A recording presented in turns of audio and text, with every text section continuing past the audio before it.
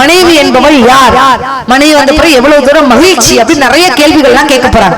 உங்களை பார்த்து நான் கேட்கிறேன், ஆண்கள் பெண்கள் இருக்கிறதுனால யார் அதிகமாக மேக்கப் போடுவா, பெண்களா ஆண்களா? ஐயா, பெண்கள் தான் மேக்கப் போடுவாங்கன்னா ஒரு கைத்தறல் கொடுங்க பார்க்கலாம். ஆண்கள் தான் அதிகமா மேக்கப் போடுவாங்கன்னா ஒரு கைத்தறல் கொடுங்க பார்க்கலாம். ஆண்களுக்கும் ஒரு ஜீவன் அனாதே கைத்தறி கொடுக்குற, அவர் தெரிஞ்சு கைத்தறி கொடுக்குறாரா தெரியாம. உண்மையிலே 2 பேர் போடுற மேக்கப் கூட வித்தியாசம் இருக்கு. ஒரு பையன் மேக்கப் போட்டு கிளம்பினானா அவன் கடத்தலுக்கு போறான்னு அர்த்தம்.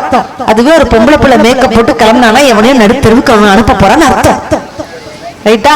ஆனா உண்மையிலே பெண்கள் ஃபேரல் ஒளி, பேத்திர ஒளி, பெரியப்பா ஒளி, அப்பத்தார ஒளி, ஆயர் ஒளி, அமிக்கி ஜிமிக்கி, ஆட்டல் மாட்டல் எல்லாத்தையும் போட்டா தாங்க அழகு. ஆண்கள் குளிச்சுட்டு வந்து இப்படி தலையை களைச்சு விட்டாலே ஆண் சிங்கங்கள் கொள்ளை அழகு கெட்டாக நிரூபித்திருக்கிறார்கள் ஆண்கள். அதுக்கும் நீங்க ஒரு ஆள் தான் கைத்தறியை கொடுக்கணும். பரவாயில்ல, மேக்கப் நான் சொன்னேன். யார் மனசு பெருசு? பெண்கள் மனசுதான் பெருசுன்னா ஒரு கைத்தறி கொடுங்க பார்க்கலாம். பாட்டிமார் கைத்தறி கொடுத்துருச்சு, சூப்பர். ஆண்கள் மனசுதான் பெருசுன்னா ஒரு கைத்தறி கொடுங்க பார்க்கலாம். Very good. இப்ப எங்க பட்டிமன்றத்துக்கு வந்திருக்கிறீங்க. ஆனா உண்மையிலேயே சொல்றேன், ஒரு பெண்ணாக இருந்து கொண்டாலும் இந்த பச்சை கலர் ரோஸ் கலர் புடவை கட்டின பொம்பளை புள்ள பொய்யே பேசாது. என்ன இருமல் வருதா, சளி வருதா, என்ன வாந்தி வருதா, எல்லாம் மொத்தமா என் பட்டிமன்றத்துக்கு வந்த பிறகுதான் வரும். ஆனாலும் நான் சொல்றேன், யார் மனசு பெருசு? நான் பெண்ணாக இருந்து கொண்டாலும் தைரியமா சொல்றேன், பெண்கள் மனசு காட்டிலும் ஆண்களோட மனசு தாங்க சத்தியமா பெருசு நான் சொல்லுவேன். அக்கா, அந்த மண்ணவாரி தூத்துறாதக்கா, எங்க இருந்து வந்தா பூரா ஆம்பளைக்கு சப்போர்ட் பண்ணி நீங்க சொல்லாதீங்கக்கா. உண்மையே நான் சொல்றேன், பெண்கள் மனசுல யாருக்கா வச்சிருப்பீங்க? கல்யாணம் ஆகாட்டி காதலன், இல்லாட்டி கட்டின புருஷன், இல்லாட்டி அம்மா அப்பா. ஏன் ஆண்கள் மனசு பெருசுங்கிறேன்? ஆண்கள் மனசுல யார் இருப்பா? காதலி இருப்பா, காதலியோட ஃப்ரெண்ட் இருப்பா, மனைவி இருப்பா, மனைவியோட தங்கச்சி இருப்பா, ஏத்து வீட்டுக்காரி, பக்கத்து வீட்டுக்காரி, சைடு வீட்டுக்காரி, மேல் வீட்டுக்காரி, கன்ஸ்கா, மோத்வாலி, நயன்தாரா, கீர்த்தி சுரேஷ், பறவை, முனியம்மா எல்லோரையும் வைத்திருக்கக்கூடிய ஆண்கள் மனசுதான் பெருசுனா இப்ப பெண்கள் ஜோரா நீங்க கைத்தறி கொடுக்கலாங்க. ஆனா இதுக்காக மட்டும் நான் ஆண்கள் மனசு பெருசுன்னு சொல்லல. ஒரு பஸ் போகுது, ஒரு நிறை மாத கர்ப்பிணி பஸ்ல ஏறுதாங்க, உடனே எழுந்து நின்று இடம் கொடுப்பது எந்த பெண் மகளும் இடம் கொடுக்க மாட்டாங்க. ஆண்கள் தாங்க உடனே எந்திரிச்சு நின்று இடம் கொடுப்பீங்க. இதற்காகத்தான் ஆண்கள் மனசு பெருசுங்க. விட்டு கொடுக்கும் பண்பு யாருக்கு இருக்கு? திருமணத்துக்கு அப்புறம் ஒரு சமையல் சரியில்லை, மரியாதை இல்ல, பண்பாடு இல்ல. எங்க அம்மா கிட்ட இருக்கும்போது அவ்வளவு நல்லா சுதந்திரமாக இருந்த நிறைய கேள்விகள் எல்லாம் கேட்டிருக்கார். இதற்கு உடனடியாக மறுப்பு தெரிவித்து இல்லங்க, மகிழ்ச்சியான வாழ்க்கை திருமணத்துக்கு பின்பே என்று பேசுவதற்காக எங்கள் பாசத்திற்குரிய சின்ன கோயில் சித்ராக்கா வழங்க ஒரு சூப்பரான ஒரு கைத்தறி கொடுத்துடலாமா? கற்பூர நாயகியே கனகவல்லி காளி முகமாயி கருமாரியம்மா, கற்பூர நாயகியே கனகவல்லி காளி முகமாயி கருமாரியம்மா, கோயில் கொண்ட சிவகாமியம்மா, பூவிருந்த வள்ளி தெய்வ யானையம்மா, கற்பூர நாயகியே கனகவல்லி காளி முகமாயி கருமாரியம்மா, கருமாரியம்மா, கருமாரியம்மா. எல்லாம் வல்ல இறையருள் சிறப்பினை வேண்டி இந்த அருமையான நகைச்சுவை சிந்தனை சிரிப்பு இசை பாட்டு பட்டிமன்றத்திற்கு மொழியின் விழிகள் திறந்து செந்தமிழில் அமிர்தம் கலந்து அதை மேடைகள் தோறும் பொழிந்து நல்ல மேடையாய் அமைந்திருக்கும் நடுவர்களே. நந்தனா, ஆமா, நீங்க எப்படிப்பட்ட நடுவர் தெரியுமா? பார்ப்பதற்கு பொன்வண்டாய், பழகுவதற்கு கற்கண்டாய், என் அணிக்கு ஒரு பூச்செண்டாய், எதிரணிக்கு ஒரு அணுகுண்டாய் அமைந்திருக்கும் நடுவர்களே. ஆஹா, ஒரு அணுகுண்டை பத்தி ஒரு அணுகுண்டை பேசுகிறது. தீர்ப்பு சொல்றதுல அணுகுண்டு சொன்னேன் உங்களை. மற்றும் எண்ணெய்களே, தோட்டத்து பூக்களையும் தேவைப்பட்டால் தோட்டாக்களாக்கும் இலக்கிய எவரெஸ்ட் வரையா? எதிரணிகளே, வெற்றிக்கறி தனக்குத்தான் என்று கொட்டாவி விட்டுக் கொண்டிருக்கும் 2 கெட்ட ஆவிகளே. ஒரு ஆவி இவ்வளவு நேரம் ஆடிக்கிட்டு உட்கார்ந்திருக்கு. மற்றும் இந்த நகைச்சுவை பட்டிமன்றத்தை கண்டு கேட்டு கைதட்டி ரசித்துக் கொண்டிருக்கும் ரசிக பெருமக்களே, உங்கள் அனைவருக்கும் இந்த சின்னவளின் சிறப்பான வணக்கங்கள். சின்னவளா? ஆமா. ஓஹோ, நல்லா கைதட்டுங்கக்கா. ஆனா உண்மையிலே எனக்கு ரொம்ப பிடிச்ச ஊருங்க. அன்புக்கு ஒரு ஊர், பண்புக்கு ஒரு ஊர், பாசத்துக்கு ஒரு ஊர், நேசத்துக்கு ஒரு ஊர், அதுதான் வேப்ப நாடார் ஊர் நடுவர்களே. உண்மையிலே எவ்வளவு அருமையா உட்கார்ந்துருக்காங்க பாருங்க. எல்லா ஊர்லயும் ஒரு சலசலப்பு, ஒரு கலகலப்பு இருக்கும். ஆனா இங்க மட்டும்தான் அமைதியா ரசிக்கிறாங்க நடுவர்களே. என்ன அர்த்தம்? என்ன அர்த்தம்? நம்ம கிட்னி கீழே கலந்து விடணும்னு அர்த்தம். ஆனா உண்மையிலே பேசுவேன். ஆனா எங்க பெண்கள் எப்படி உட்கார்ந்துருக்காங்க பாத்தீங்களா? ரொம்ப விவரமான பொண்ணு. இப்படிலாம் ஆகும் தெரிஞ்சுதான் கலட்டி வீட்டுல வச்சுட்டு வந்துருச்சு. கிட்னி இல்லாம வந்திருக்கு. பரவாயில்லையே நடுவர்களே. என்னைக்கு அவர் சட்னி ஜோக்கு சொல்ல ஆரம்பிச்சாலும் அன்னைக்கு கிட்னி எதுக்கு ஹேண்ட்பேக்ல போட்டு கிளம்பிருச்சு. ஆனா எங்க பெண்கள் எப்படி தேசிய பறவைன்னா மயிலு, தேசிய பறவைன்னா மயிலு. வேலப்ப நாடாரூர் பெண்கள்னாலே ஸ்டைல் ஸ்டைல் ஸ்டைல் உட்கார்ந்திருக்காங்க. ஒரு நாள் வந்திருக்கு. ஸ்டைல் சொன்னோன்னு எங்க பாட்டி கூட ஸ்டைல கைத்தறி கொடுக்குது பத்தியா? ஆமா, அதுல ரசிகர்கள்லாம் எப்படின்னு கேக்குறீங்க? 5 5 10 5 5 10 வேலப்ப நாடாரூர் ரசிகர்கள்னாலே கெத்து கெத்து கெத்து உட்கார்ந்திருக்காங்க. ஆனா இன்னைக்கு அருமையான தலைப்பு கொடுத்திருக்கீங்க. மனிதர் மகிழ்ச்சியான வாழ்க்கை வாழ்வது திருமணத்திற்கு முன்பா அல்லது திருமணத்திற்கு பின்பான்னு கேட்டிருக்கீங்க. இப்ப சிவராஜனுக்கு என்ன ப்ராப்ளம்? அவருக்கு பைல்ஸ் ப்ராப்ளம். சரிமா, திருமணத்துக்கு முன்னாடிதான் அவருக்கு மகிழ்ச்சி இல்ல, திருமணத்துக்கு பிறகு அவருக்கு மகிழ்ச்சியே இல்லையா? நான் கேக்குறேன், கல்யாணம் முடிஞ்ச பிறகு மகிழ்ச்சி இல்ல, மனைவிதான் மரியாதை தரல, நாங்க தான் மாமியார தூக்கி போட்டு மிதிக்கமில்ல, உங்களை தான் தூக்கி போட்டு மிதிக்கமில்ல, எங்களுக்கு தான் ஒழுங்கா சமைக்க தெரியல. நீங்க தூக்கி போட்டா நீங்க எப்படி பார்த்தாலே போதும், இந்த தூக்கி போட்டு மிதிச்சா அவரெல்லாம் சக்தி ஆயிடுவாரு. ஆனா நாங்க தான் உண்மையில நடுவுல சமைக்கவே தெரியாம இருக்கோம்ல. ஆமா, உங்களை யார் கல்யாணம் பண்ண சொன்னாலும் கேக்குறேன். பேசாம ஒரு கோவத்தை கட்டிட்டு குற்றாலமா குத்த வச்சிட்டு இருக்க வேண்டியதானே? கல்யாணம் தேவையா? கூறுகட்ட குக்கரு, கூறுகட்ட குக்கரு, கூறுகட்ட குக்கரா? ஆமா. 5 லிட்டர் குக்கரா 10 லிட்டர் குக்கர்? இது 20 விசில் விடுமா? விசில் விடாதா? வராது. ஒரு பேச்சாளர, ஒரு அழகான ஒரு பேச்சாளர், சரி ஓகே, ஒரு பைல்ஸ் வந்த ஒரு பேச்சாளர இப்படி இவ்வளவு ஈஸியா நீங்க பேசிடலாமா? ஏன் பேச முடியாது? கூறுகட்ட குக்கர்னு சொல்லலாமா? அவங்க வீட்டுக்கார பேசுற மாதிரி பேசுறதுக்கா மேடையில? எங்க வீட்டுக்காரர் நான் குக்கர்னு சொல்ல மாட்டேன். எங்க வீட்டுக்காரர் நான் கூறுகட்ட குக்கர்னு சொல்ல மாட்டேன். கூறுகட்ட குப்பன்னு சொல்லுவேன். இங்க இவர் கொஞ்சம் மரியாதையா குக்கர்னு, அவ்வளவுதான் வித்தியாசம். அதுவே பரவாயில்ல நடுவர்களே. ஆனா உண்மையிலே மகிழ்ச்சிங்கிறது எப்ப இருக்கு தெரியுமா? திருமணத்துக்கு பிறகுதான் மகிழ்ச்சி. நடுவர்களே, திருமணம்ங்கிறது நீங்க சொன்ன மாதிரி 10 பொருத்தம் பார்த்து சொன்னீங்கல்ல. ஆனா அந்த திருமணத்திற்கு 10 இது நாங்க வச்ச. நடுவர்களே, திருமணம்னா என்ன தெரியுமா?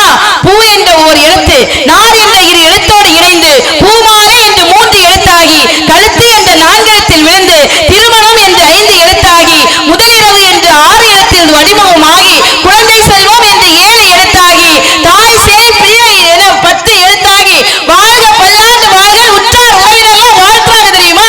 இதுதான் திருமண. நடுவர்களே, எல்லாம் ஜோர கைதட்டுங்க. இரவுக்கும் பகலுக்கும் இனி என்ன வேலை? இதயத்தில் விழுந்தது திருமண மாலை. உறவுக்கும் உரிமைக்கும் பிறந்தது நேரம். உலகம் நமக்கு இனி ஆனந்த கோலம். இருவர் என்பதே இல்லை, இனி நாம் ஒருவர் என்பதே உண்மை. இருவர் என்பதே இல்லை, இனி நாம் ஒருவர் என்பதே உண்மை. இரவுக்கும் பகலுக்கும் இனி என்ன வேலை? இதயத்தில் விழுந்தது திருமண மாலை. உறவுக்கும் உரிமைக்கும் பிறந்தது நேரம். உலகம் நமக்கினி ஆனந்த கோலம். இருவர் என்பதே இல்லை, இனி நாம் ஒருவர் என்பதே உண்மை.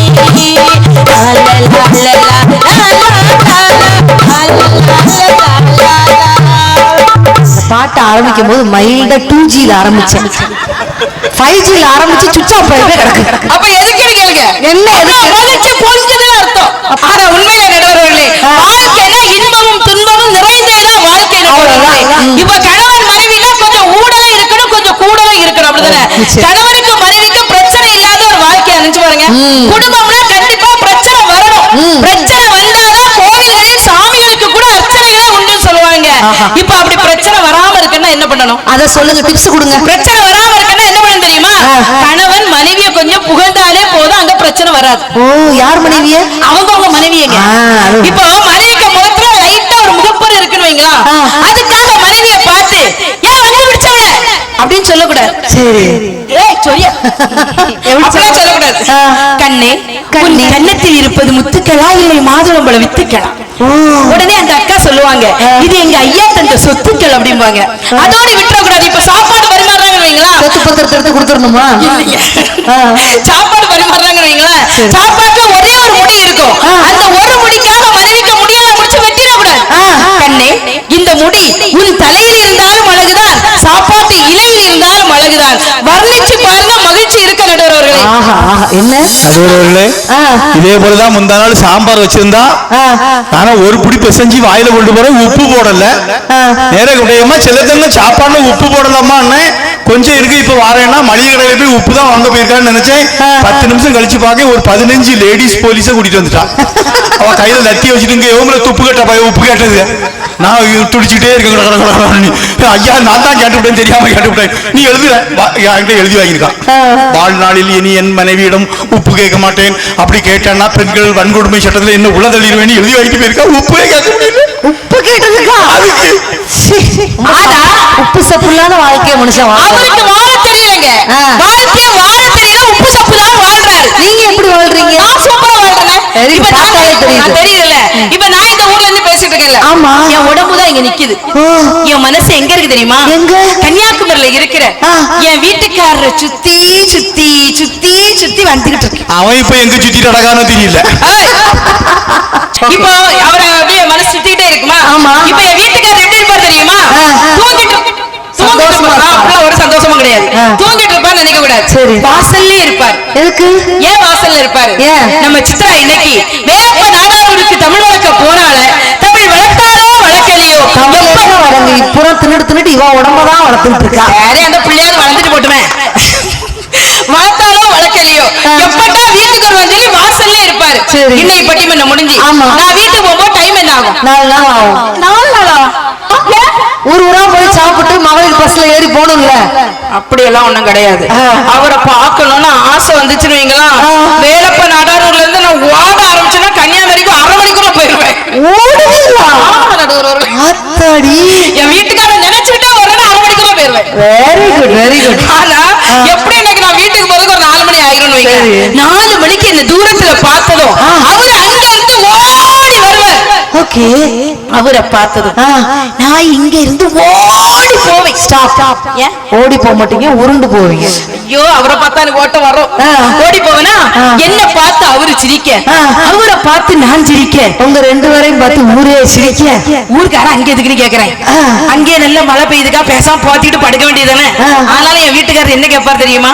சித்ரா, என்னை பிரிந்து இவ்வளவு நேரம் ஆகிவிட்டதம்மா, என்னிடம் ஒரு வார்த்தையாவது பேசுமா அப்படிம்பார். சரி. நான் எப்படி பேசுவேன் தெரியுமா?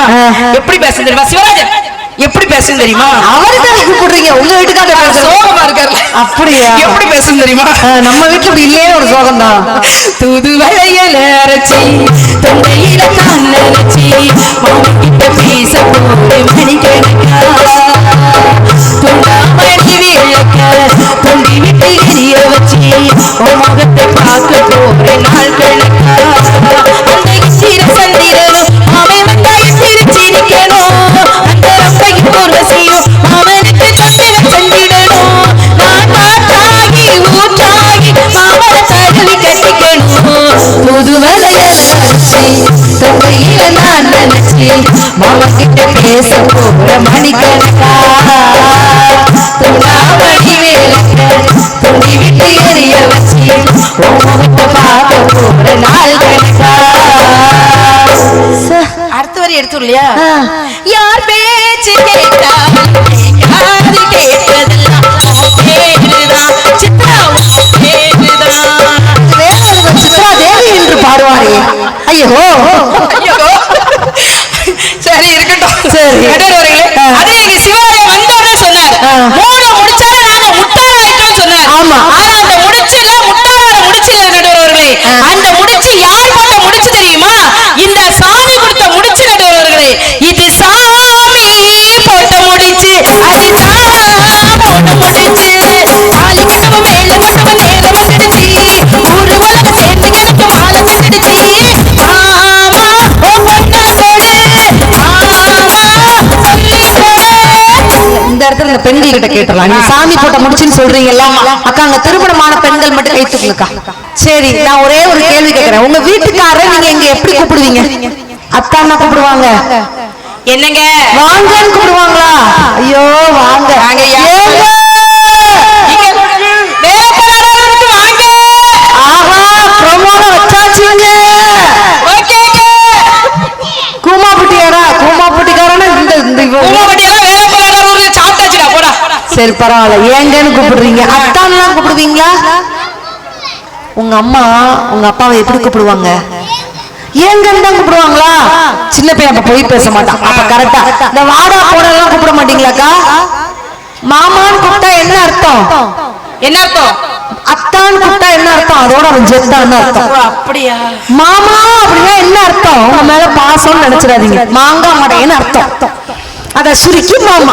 சுருக்கி மாமா. சுருக்கி மாமா. சுருக்கி மாமா. அவ்வளவுதான். புரிச்சா? ஆனா உங்க நீங்க எப்படி கூப்பிடுவீங்க? நான் அத்தான்னு கூப்பிடுவேன். அத்தான். ரைட். அத்தான். இதுக்கு இந்த கையா வலிப்பு வந்த மாதிரி இப்படி திருக்கிறீங்க.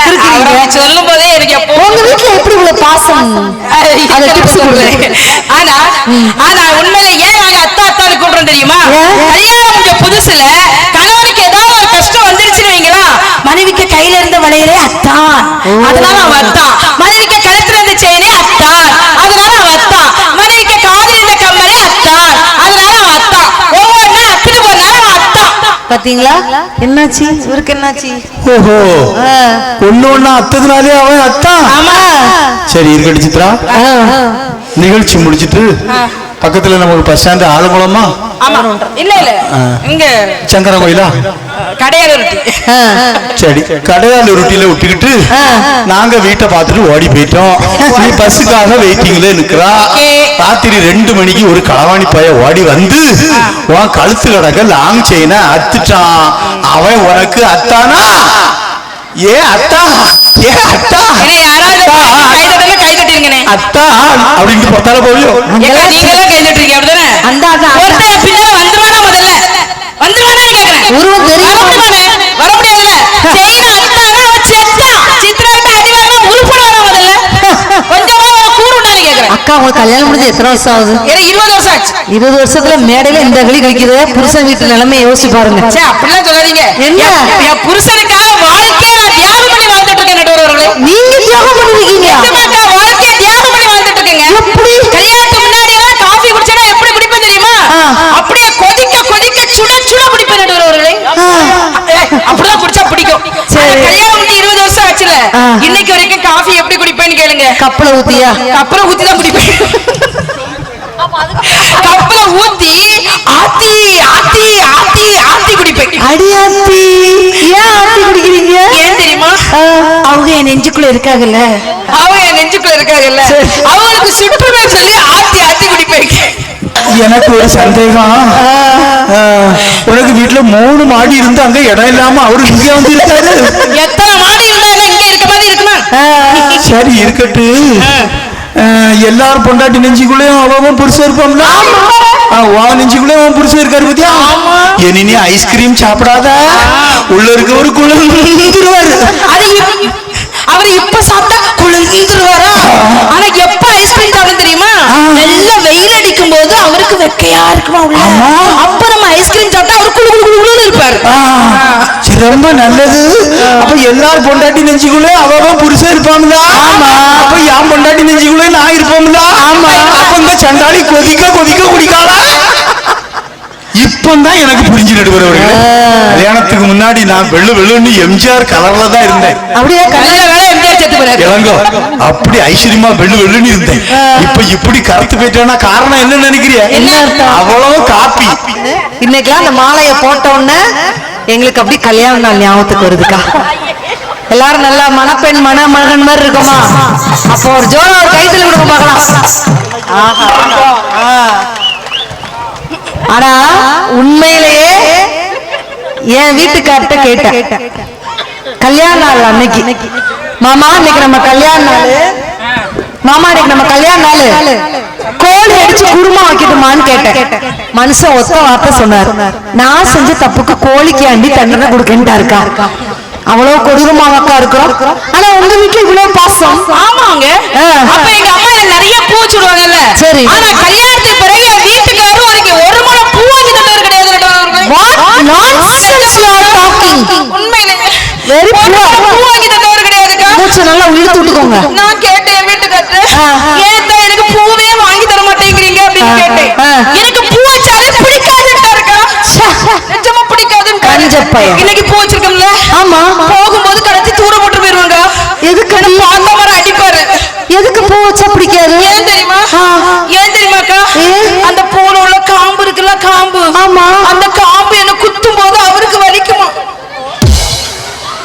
அப்பா முடியலே லைட்டா நெஞ்சு வலிக்குவ கரு கரு கருன்னு வருவ சுத்துது எனக்கு பின்னாடி புடுங்கும் போதுங்க சரி அக்கா யாராவது வீட்டுல போய் ஒரு சொம்பு நிறைய தண்ணி கொண்டாருங்கக்கா அதுக்குள்ள என் தலையை முக்கி நான் இன்னையோட செத்துட்டு நான் சொல்றேன் அவங்க செம்பருத்து வரைக்கும் நேரம் ஆக நீங்க அந்த எடுத்து வர கையில கொடுங்க சாவ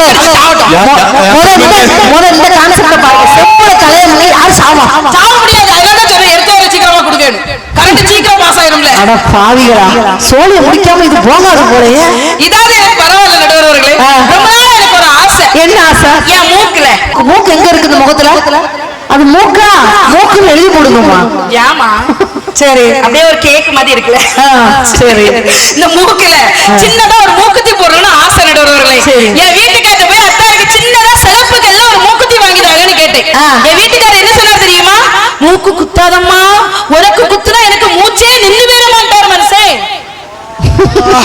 ஏ பூசாரி ஐயா ஐயா அந்த மாரியம்மக்கு சூலாயத்தை எடுத்து வாருங்க ஐயா வாங்கய்யா என்ன ஒரே குத்தா குத்திடுங்க குத்திடுவாயா வாங்கய்யா நான் குத்தியா இல்ல நேத்தை பேப்பர்ல போட்டு குத்திடா மூக்குத்தியில உள்ள குத்தி இன்னும் 2-3 செத்து போனாங்க அவங்க வாழ்க்கை மகிழ்ச்சியா இருக்காங்க சிகப்பு கல்லு மூக்குத்தி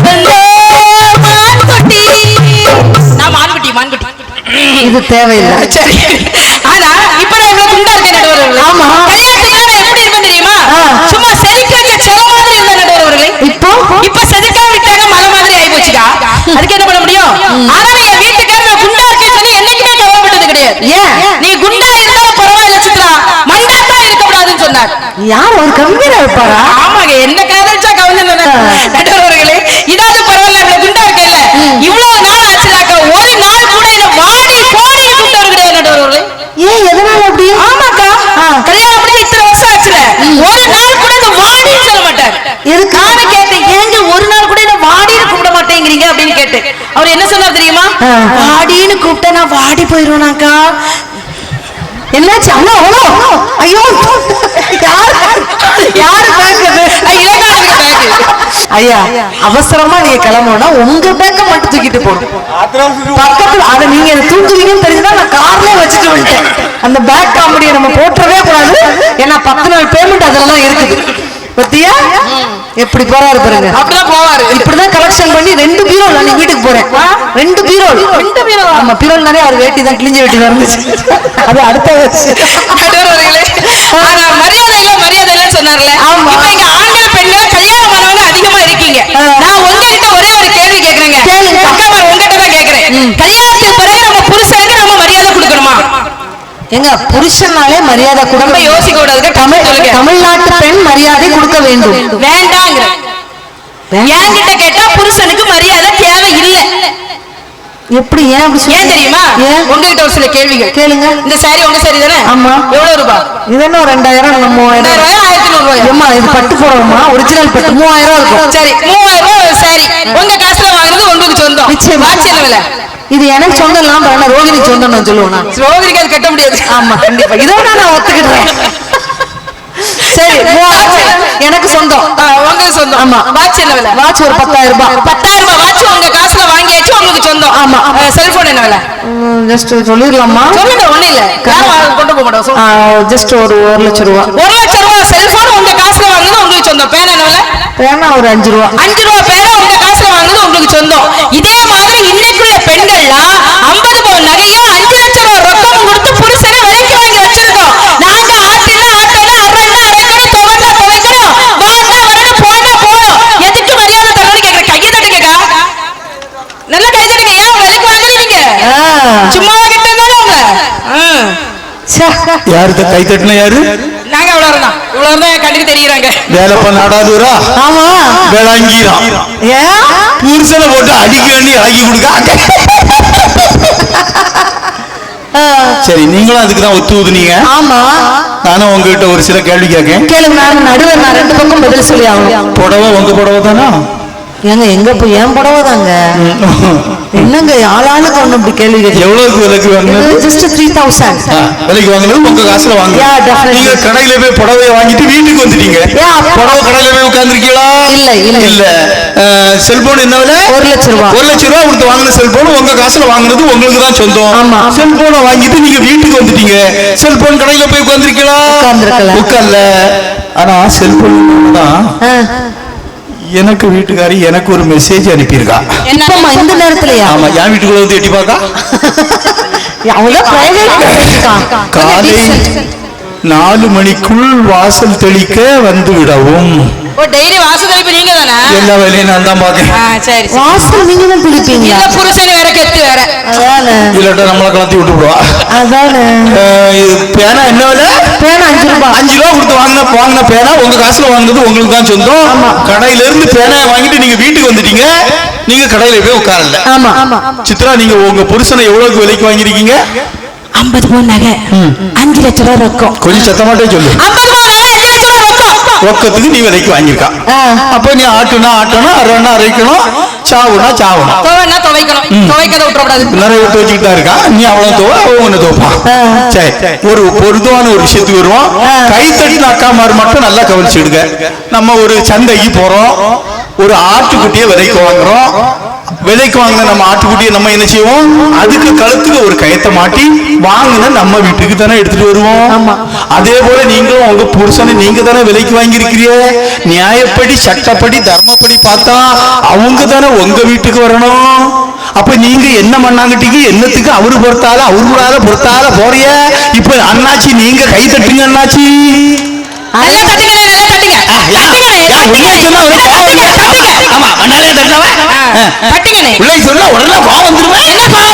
ஒரு கிலோ பருப்பை வாங்கி கொடு, நெஞ்சு வலிக்கப்பா, குறுக்க வலிக்கப்பா, 100 பவுனை செஞ்சு கழுத்துக்கு போடு, அசரவே மாட்டா. ஜிங்கு ஜிங்கு ஜிங்கு ஜிங்கு.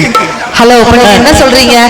தங்கம் கொடுத்தா தான் பெண்களுக்கு பிடிக்குமா? ஆமா, எங்களுக்கு 1 பவுன் நகை வேண்டாம். வேண்டாம்லக்கா, பெண்கள் யாரும் தங்கம் வேண்டாம்லக்கா. 1 பவுன் 100 மில்லி கூட வேண்டாம். தங்கம் கொடுத்தா தான் பெண்களுக்கு பிடிக்குமா? இல்லங்க, எங்களை தங்கம் மாதிரி பாத்துக்கிட்டா அந்த புருஷனை தான் பெண்களுக்கு ரொம்ப பிடிக்கும். கைதட்டுங்கக்கா, கைதட்டுங்க. ஒரு குழந்தை கொடுத்தா தான் பெண்களுக்கு பிடிக்குமா? இல்லங்க, கடைசி வரைக்கும் எங்களை குழந்தை மாதிரி பாத்துக்கிட்டா அப்படிப்பட்ட புருஷனை தான் பெண்களுக்கு ரொம்ப பிடிக்கும். ரைட்டா? அப்படி நீங்க பார்க்கிறீங்களா? நானும் பார்த்துட்டு தான் இருக்கேன் நடுவர்களே. ஆனா உண்மையிலே வாழ்க்கைங்கிறது என்ன தெரியுமா? ஐஸ்கிரீம் மாதிரி. நாம டேஸ்ட் பண்ணாலும் கரையும், வேஸ்ட் பண்ணாலும் கரையும் நடுவர்களே. வாழ்க்கைங்கிறது சிக்கலான இடியப்பம் மாதிரி. அந்த சிக்கலான இடியப்பத்துல அன்புங்கிற தேங்காய் பாலை விட்டோம் வைங்களா, அந்த சிக்கல் வந்து அப்படியே பிரிஞ்சு போயிடும் இல்லையா?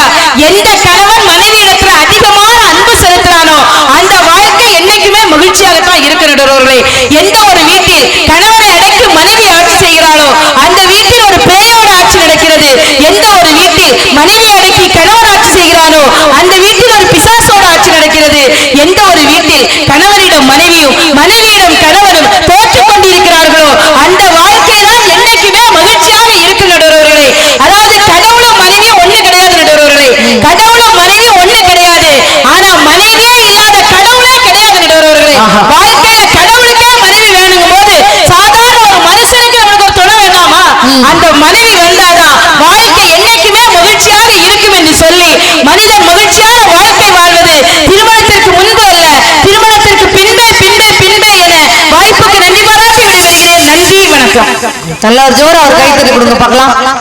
பெண்கள் தாங்க, பெண்கள் வந்து திருமணத்திற்கு பின்பு ஒரு பெண்மகள் வந்ததுக்கு அப்புறம் தான் புருஷனுக்கோட தேவைகள்லாம் நிவர்த்தி பண்ணி மகிழ்ச்சி, நிறைவான மகிழ்ச்சின்னு திருமணத்திற்கு பின்புட்டு அவங்க வீட்டுல அவங்க வீட்டுக்காரர் பூ வாங்கி கொடுக்கறது, மூக்குத்தி போட்டதுன்னு எல்லாம் நிறைய விஷயங்கள், வரதட்சணை வாங்கிட்டு அப்படி நிறைய விஷயங்கள் கேள்விகளை அடுக்கி இருக்காங்க.